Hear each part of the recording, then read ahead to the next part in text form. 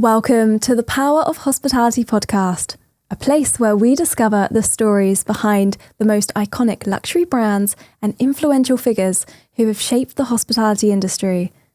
I'm your host, Jupiter Humphrey-Bishop, and in Series 2, we explore some of the most world-renowned products and legendary careers, from CEOs and visionary entrepreneurs to elegant, award-winning luxury brands served in some of the highest establishments in the luxury hospitality industry.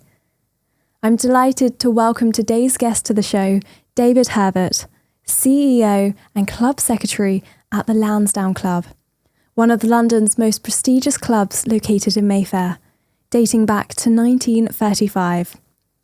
David, who was a previous Director of Operations at the Ritz Club, started his journey into the world of luxury hospitality at Harrods. He then worked through a variety of different roles, from hospitality business management to sales and marketing in top luxury hotels such as the Browns Hotel in London. So David, thank you so much for being here today. It's an absolute pleasure to have you on the show. Why don't you start by introducing yourself and telling us a little bit about how your journey began? Indeed, thank you. Yes, well, I'm David Herbert. I'm CEO at the Lansdowne Club. Have been for the last 4 years, prior to which I was at the Ritz Club for about 7 years in a variety of positions there at board level. And then prior to that, I had a career in sales and marketing originally, then operations, having become a general manager with Kempinski Hotels. And then I went briefly into the world of restaurants. I ran a company called London Fine Dining Group, where we had 7 restaurants in central London, including Zafferano and Aubergine, Ken Lowy's Memories of China. I was lucky enough to get to open a new restaurant under the Aubergine brand in Marlow at the Complete Angler Hotel. Back in 2008, a long time ago now. After which I then did some consultancy work. So I was advising various different companies within the hospitality arena before joining the Ritz Club. So it's been an interesting journey through sales and marketing, very commercial roles, through operations management, and eventually via fine dining restaurants into clubland. And now I've got the opportunity to put all that knowledge to use, which is just brilliant. Wow. You started working at the Harrods? Is that right? Yes, absolutely right. Yeah. So when I was at university, Harrods was a placement opportunity. And so I got the opportunity to open the pizzeria on the ground floor, which is sadly no longer there, refurbish the oyster bar, and to work through a succession of other restaurants, including the Green Man pub, which was just fantastic. And so the jewel in the crown, of course, at Harrods, which has just been refurbished and reopened, is their upper floor restaurant on the 5th floor, which is called the Georgian. And it was a wonderful opportunity for me to see back of house, work in purchasing, as well as running each of the kitchens, the main production kitchens for the food halls, and then have a little bit of a stage in each of the outlets. Just brilliant fun. Sounds incredible. Yeah. And, has your background in sales and marketing, has it helped with, building the reputation of when you were working at the Ritz and now working at the Lansdowne? Has that played a part? I think sales and marketing is a great foundation for anyone who's leading a business because it gives you the discipline to be able to engage with your audience and to be able to ensure that your communications internally with all the key stakeholders are aligned to the vision and the mission. So it was great. And then you had the opportunity as well to, travel abroad. Was it to New York? I mean, how was that experience? And how does the hospitality side, how is it different, abroad compared to, UK hospitality? Really good question. I think as a young person, as I was then in my early 20s, working for a big American hotel group initially, Starwood Hotels, and then later other companies, they gave you a lot of responsibilities at an early age. I was put on a plane and sent to America to go and get business for my hotels in London originally, which was just such an exciting opportunity. That gave me the bug. And so later in my career, when I got to be able to take responsibility, as I did for 7 hotels in New York City with Hilton, I was over there pretty much every 2 weeks, pushing business from Europe into the key hotels like the Waldorf Astoria and the Hilton New York, and some properties we had in Lower Manhattan as well, which were benefiting from UK and European business. That was a very exciting career, but you do somewhat get tired of being jet lagged all the time. I see. But to answer your question about the similarities in hospitality, America have this kind of view about customer service that we've learned so much from over the years, although I think we're now becoming the leaders. So they are always about putting the customer first, which is exactly what we should be doing. You know, we aim to do that at the Lansdowne Club. I think there was something else about particularly New York and London, the similarities between the two cities, which are at the top of their game, extremely commercial, very competitive. And I absolutely saw the parallels there. Wow. And then, of course, you know, moving on to working at the Ritz Hotel, I mean, how was that experience for you, you know, and what did that kind of involve? Yeah, so the club at the Ritz is a secret that not everybody knows about. So it's the lower ground floors, the former ballroom of the hotel and all its grandeur, but taken to an even higher level of luxury than the hotel. It's almost hard to imagine how beautiful that space was. Designed by Tessa Kennedy, she'd taken a view that it was a winter palace and a summer palace. That was her inspiration, taken from St. Petersburg and the palaces there. So the Amber Room was almost an identical replica to the Amber Room in the Catherine Palace. And so the spaces were amazing. The staff all felt that they had the weight of the brand on their shoulders, and we understood exactly what we needed to deliver in order to make sure that our members were happy. There was obviously a very strong gaming element to that business. My responsibility initially was around food and beverage delivery, understanding some of the spouse programs, some of the gifting that we had for our members, before taking a more responsible position on the board. And, you know, the Ritz is kind of famous for, you know, some pretty special events. And I'm sure in the Ritz Club, they held some pretty amazing events. And, you know, would you be able to share some of those kind of stories? I'd love to. Yeah. I mean, yes, you're absolutely right. So the casino in particular ran some amazingly extravagant events throughout the year. Given the rich demographic of our members, we used to celebrate some of the religious festivals. So we'd have very famous parties for Eid and for Diwali and for Chinese New Year, because that would represent the demographic of some of our largest customer base. And we put on really extravagant themed events with entertainment, take over the whole club. But the real big party for the year was always New Year's Eve. So we had a very heavily themed New Year's party every year. Fantastic. Which was just wonderful. It really did compete with the hotel's own New Year's Eve parties. Just brilliant fun. Wow. And, you know, taking that role as, you know, director of operations, how did you kind of maintain its elegant reputation, you know, because it has such an incredible reputation. How did you maintain that in your role? I think it's through hiring the right people, ensuring they understand what it is we're trying to achieve. So communicating the strategy, defining our vision, our goals, our values, communicating them effectively through strong training, having a very strong management team that were able to then observe and correct and be able to motivate people and engage the workforce. So I was very lucky that I worked with a team of experts, and we all shared a common value in terms of making sure we protected the Ritz brand and that we delivered the expectations of our members. And so that's the only recipe for success, really. Fantastic. And, you know, now working kind of in the Lansdowne Club, could you tell us, you know, what does kind of a typical day look like, you know, as a CEO working there? There are no 2 days that are the same. Okay. And that's wonderful. It's such a rich and exciting club to run. For me personally, it's trying to understand each day through a morning meeting what's been going on, what's going to be happening today. All the key people in the room get to understand what each other are doing, so they all feel informed. We go off about our day. My day at the moment is quite varied because we're planning some exciting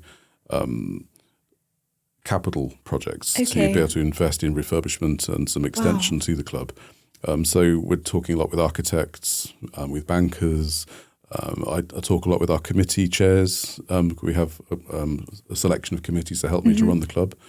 And so my days are quite often busy engaging with those people as well as then our senior management team. And I try often as I can to walk around the club and meet the other team members and some of our members as well, because they clearly want to see me too. So that's a great way of spending a day, just, you know, engaging with lots of different people. But it's most often meeting after meeting after meeting. But that's what happens when you get into any of the leadership roles that we're talking about. And, you know, the history of the Lansdowne Club is, I mean, you know, dating back to kind of 1935 and now in its 90th year, celebrating such a milestone. Perhaps, you know, tell us a bit about the history and, you know, what makes the Lansdowne Club so iconic. It is a really special building. So, I mean, even before 1935, when it first became a club, Yeah. Lansdowne House, as it was called originally, was built for a British Prime Minister, Bute, in 1763. He didn't quite get to see it finished, and his successor, William Petty Fitzmaurice, the Earl of Shelburne, later Marquess of Lansdowne, became Prime Minister. And whilst he was responsible for the country, he had the opportunity to meet with Benjamin Franklin, who'd been sent over by the Americans to try and find an end to the War of Independence. And it was in the Round Room Bar, as we have it now, which was then the Prime Minister's office, that they sat and negotiated the terms of the Paris Treaty, signed 1 year later in Paris, which brought an end to the war and gave America its independence. Wow. So there's lots of rich heritage and history Wow. just in that one room. But the building itself is amazing. It was built as a significant country house in central London with parkland around it. And then the 1920s came along after the Depression. The family could no longer afford to keep up the house, and so their grounds were separated. A road was driven through, which is now Fitzmaurice Place, connecting Berkeley Square with Curzon Street. And the parcel of land opposite has now been redeveloped, sadly. And the front of our building had been truncated. So some of the most amazing rooms that Robert Adam had designed were taken away. The Americans obviously saw value in them. So the dining room and the first drawing room are now in America. The dining room's at the Met Museum in New York, and the first drawing room's in Philadelphia at the Museum of Arts, because they obviously, that connection with their history is so much to them. Sadly, we never saw the value in that in those days, and we were pleased to take the front off a building of heritage. But today you couldn't do that, gladly, because of listings. So no, it's a wonderful building. Yeah. In terms of what makes it special, I think now as a club, is its heritage and its location, but also the facilities. We have the most incredible sports facilities. We have a large Art Deco style swimming pool, 3 squash courts, a fencing cell, 2 gymnasiums, a dance studio, and that's all below ground. That sounds amazing. It is amazing. And upstairs, you have a wonderful open air terrace, courtyard brasserie. We have a large ballroom for about 200 people. Lovely lounges for members to enjoy their coffees and teas and just catching up with each other. And then we have a series of meeting rooms upstairs, boardrooms and private dining rooms, so 73 bedrooms as well. So all in one, it is a pretty compelling proposition for some people, and it's not just a dining club, as so many have been. Wow. And of course, it was home to Gordon Selfridge. That's right, yes, for a brief period of time, That's amazing. And, I'm sure they had some very lavish parties back in the 1920s. Do those parties still continue? And yes. Yeah. Yeah, and that's really interesting you should say that, because we're very mindful of our heritage, particularly with Selfridge. In fact, a member of ours wrote a book called Shopping, Seduction and Mr. Selfridge, which was turned into a television series. Okay. But yes, of course, when Selfridge was there, he brought a lot of glamour. He moved in with the Dolly sisters, the Hungarian dancing twins, because he'd lost his wife by then. He was an older man by the time he moved into the house. And they took him to all the best haunts in London. They loved gambling as well. So unfortunately, he died penniless, but with a smile on his face. I see. But his reputation for partying was amazing. Wow. And at one point, the Emperor of Japan had come to London for a non-related event, and Selfridge decided to throw him a party. So he'd had built through the ballroom a meandering stream, which he decided to fill with koi carp, knowing that the ornamental fish would be of pleasure to the Japanese. And sadly, the workman that had set it all up during the day had used blue paint that contained lead. Oh. And so when they filled it with water and stocked it with fish, just as the guests were arriving, all the fish were floating on their sides. Oh, no. And Selfridge had to find another way of entertaining his guests for a while until it could be removed. But so, yeah, he had a reputation. And today that legend continues, and we have some of the best parties in Clubland, actually. With an annual winter ball, a summer ball, lots of parties organised by various committees throughout the year. But they are quite something. Fantastic. And does it still have that kind of home feeling like it did back in the 1920s? It does, and we try to keep that. One of our strap lines for our members is a home away from home. We achieve that in various different ways. So we have 2 cats, which are famous around the clubs. So that's got a homely feel. Our staff are more relaxed than they would be in potentially some other clubs or in some 5-star hotels. and they get to know the members, their likes, understand what kind of drinks they like, and so you feel a connection in a way that you don't potentially in other hospitality settings. That does make it feel quite homely. But because it was a house originally, it already has that feel about it. Yeah, which is quite lovely.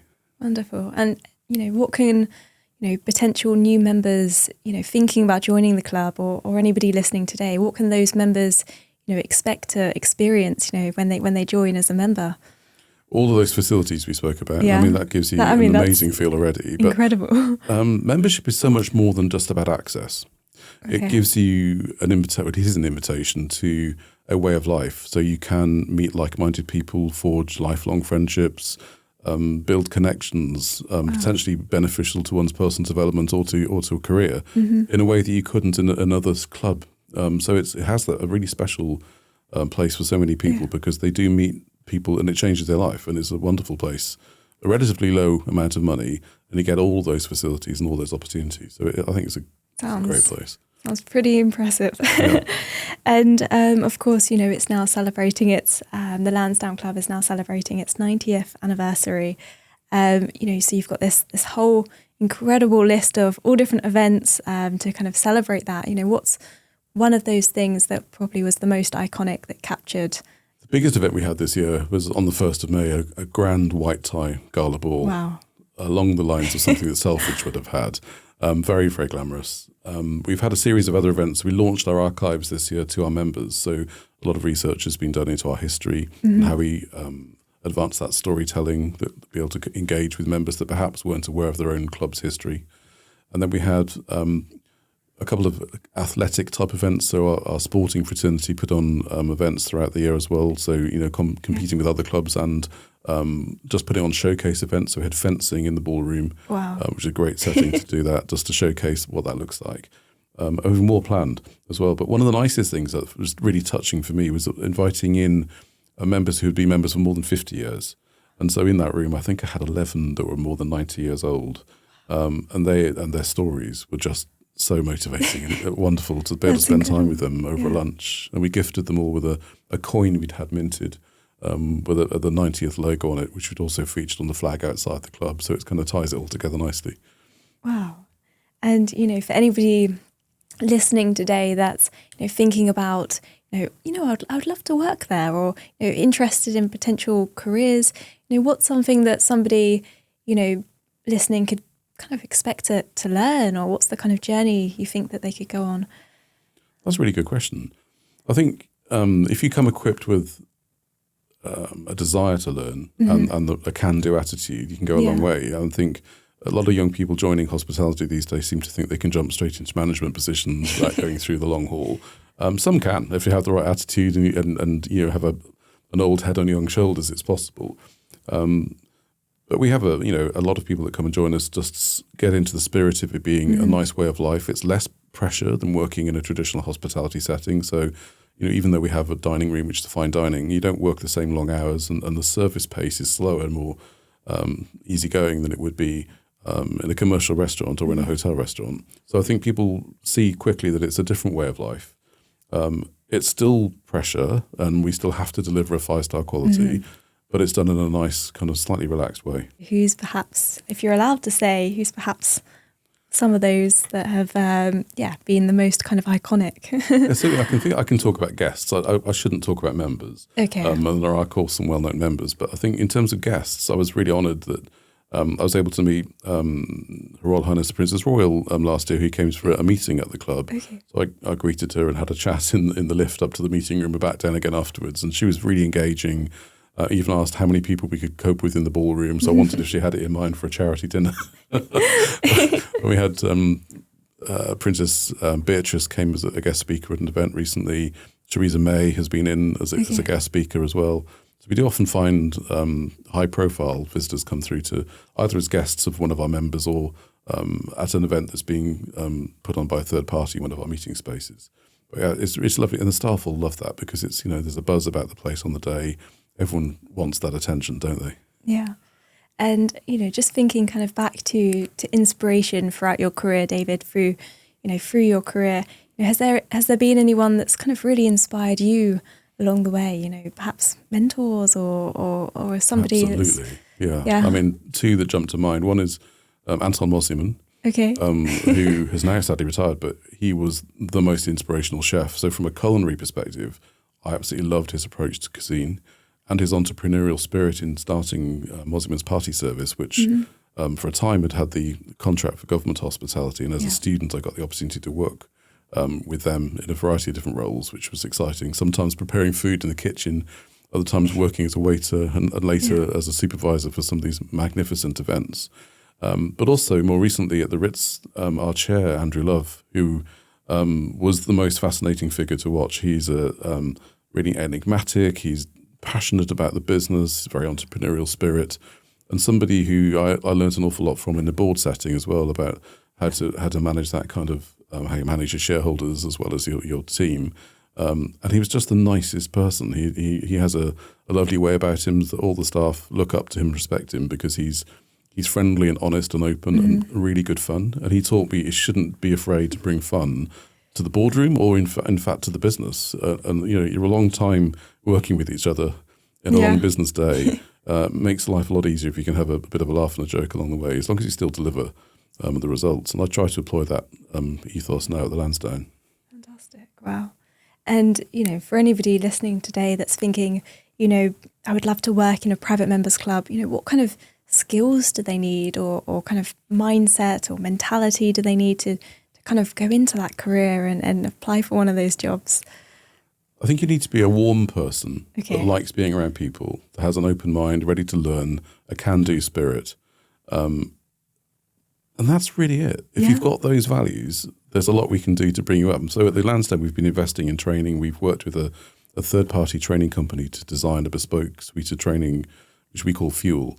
And it takes our employees through a journey on how to move along the dial from being a reactive order taker to a host in a service setting, so that you are suggesting and using the knowledge you know about the member or their guests to be able to make their experience a lot more satisfying.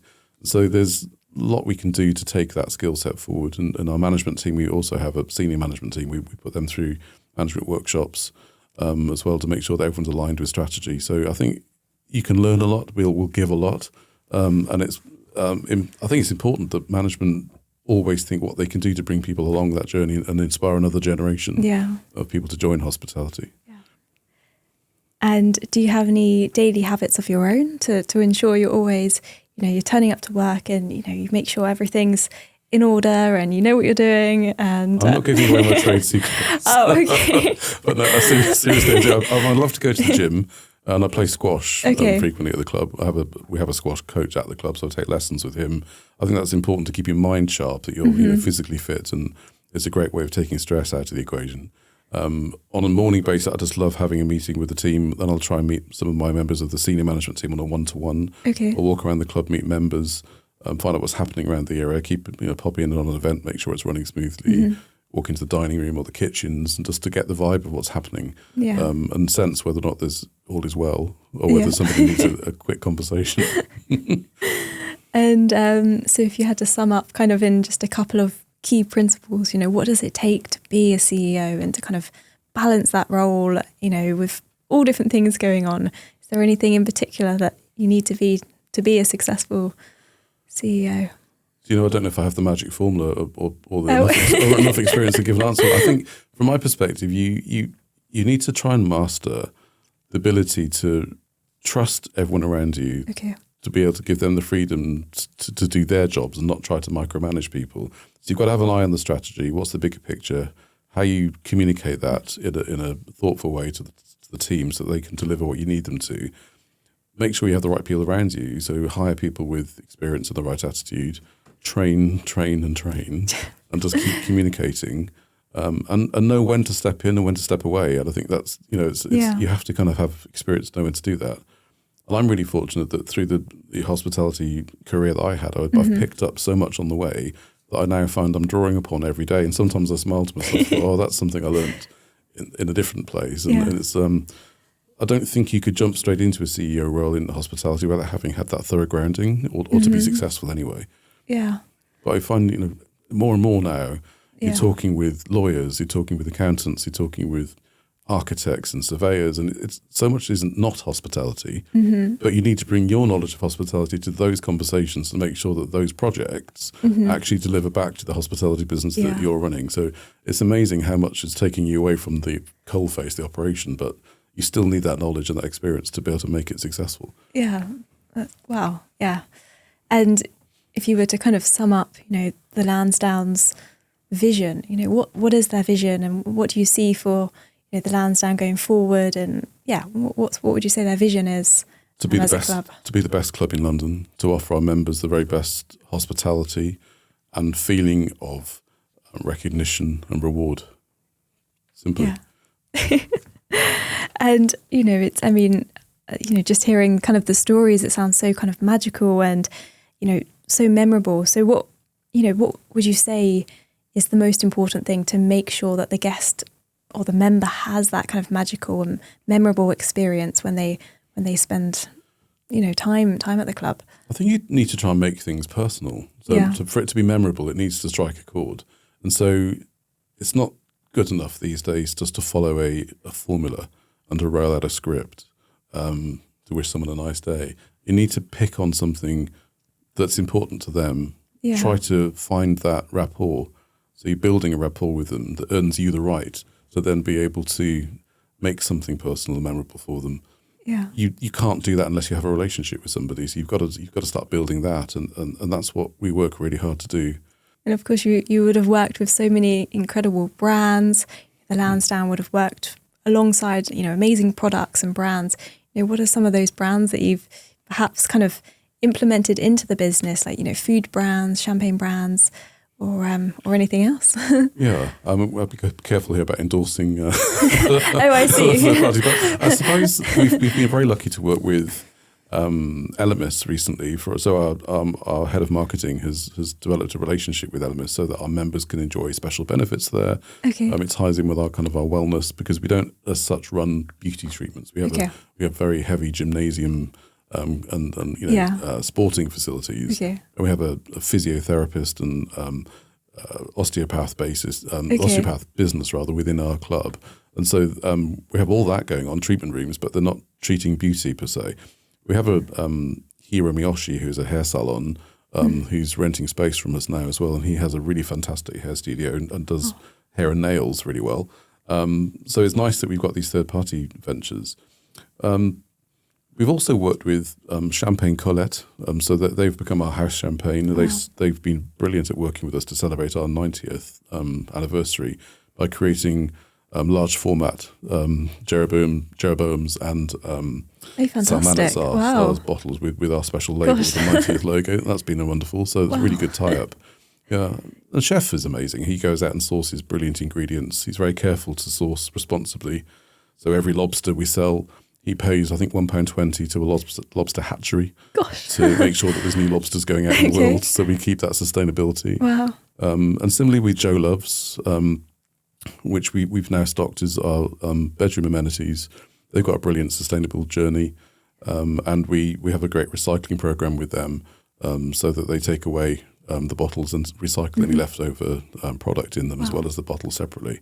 So there's some really good stories there and great partnerships. And now, of course, you're chair of the kind of associate of clubs. This is a huge congratulations, honestly. It's a huge achievement.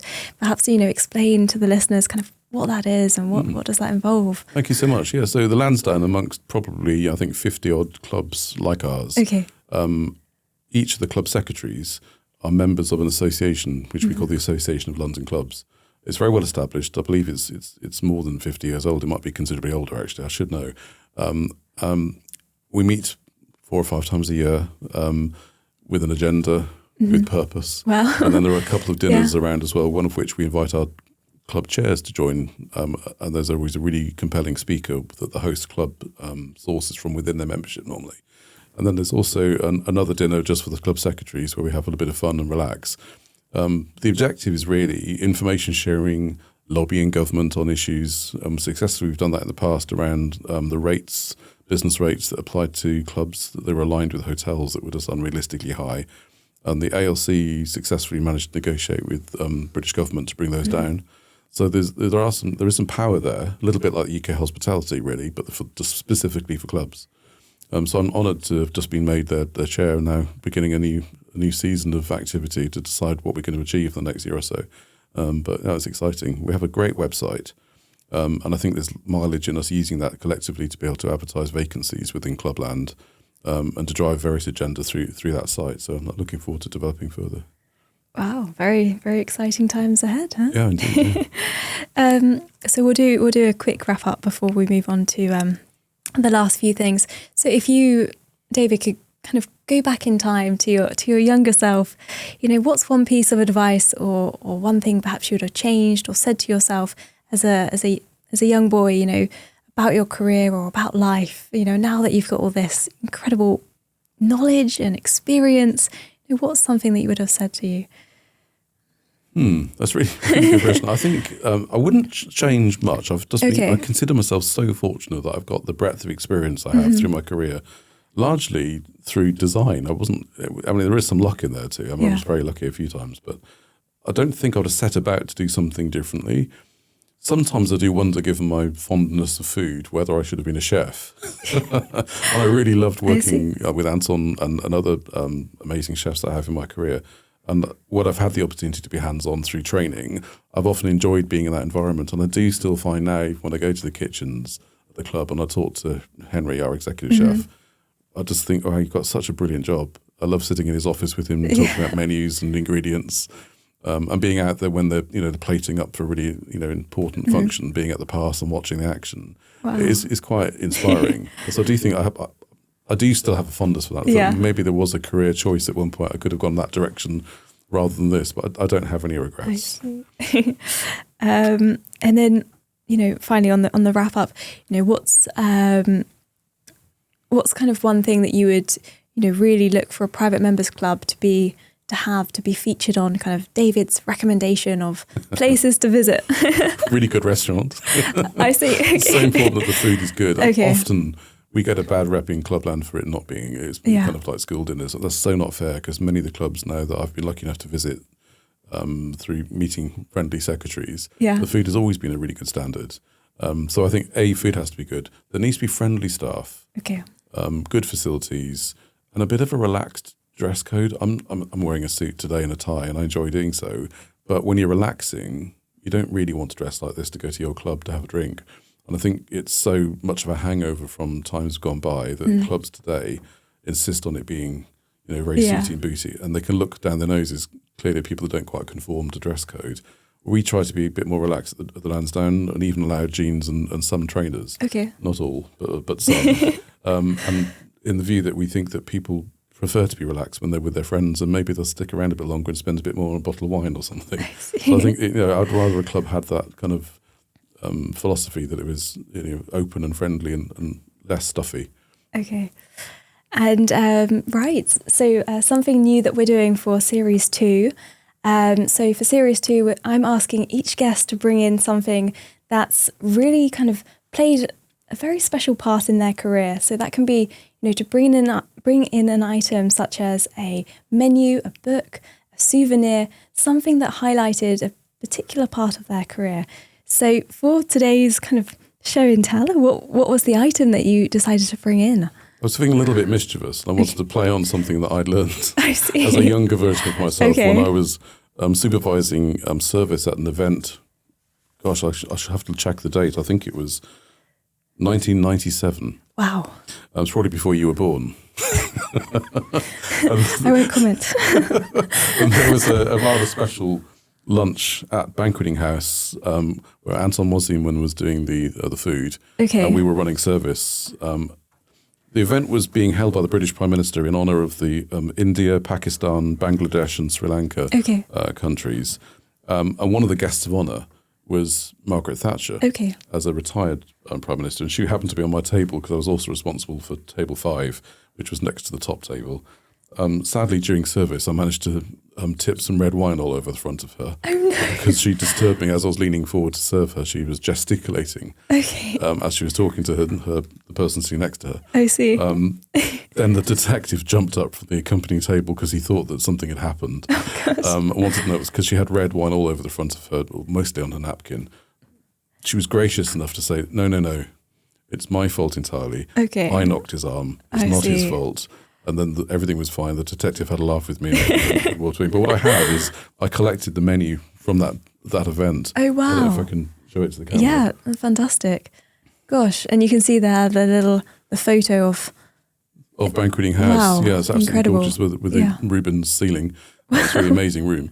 And then I cheekily collected the detective card because he was so good to me afterwards, calming me down, having thrown wine all over the former Prime Minister. Amazing. Yeah, so I just thought that was a bit of fun. The menus and the experiences, again, that just shows as a young person in our industry, the kind of exposure you can have to luxury hospitality when you're working in a setting like that with senior VIPs. Yeah. It's a brilliant responsibility getting to run the service. It's so wonderful to have that special As a memory, it is, memento to keep. Wonderful. Wow. Okay, so we'll just move on to the quick fire round questions. So 3 super quick questions with just kind of 1 or 2 word or sentence answers. So David, what was your kind of most unusual request as a CEO or in your career in hospitality? What's something that you had to kind of think on your feet and quickly bring something together? When I was at the Ritz Club, one of our high players in the casino was losing quite heavily, so we decided on our feet that we should offer him some gifts to try to appease him.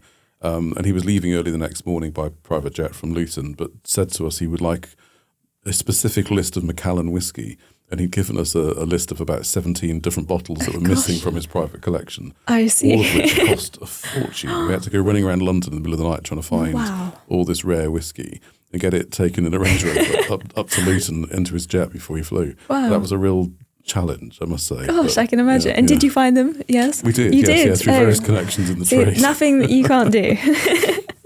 Wonderful. And question 2. So if you could host any party at your club for anyone alive today or throughout history, who would you invite? I think Elton John. Okay. And Harry Selfridge. Okay. I think that'd be a fantastic party. But they both know how to party in style. I see. And finally, what was your kind of most memorable experience working in hospitality? A really good question. I think, sadly, closing the Ritz Club just ahead of the pandemic, before Boris Johnson told everyone to go home, we took the decision slightly earlier because our staff were concerned about our foreign players sitting in close proximity to them and handling chips and cards, etc. So we decided a day or so early we were going to send everybody home and then not reopening it because we'd sold the hotel during the pandemic. Yeah. So all those people, I didn't realise I was saying goodbye to them for the last time as we sent everyone home. Wow. So that's really, it plays on my mind a lot. And I think it's really memorable.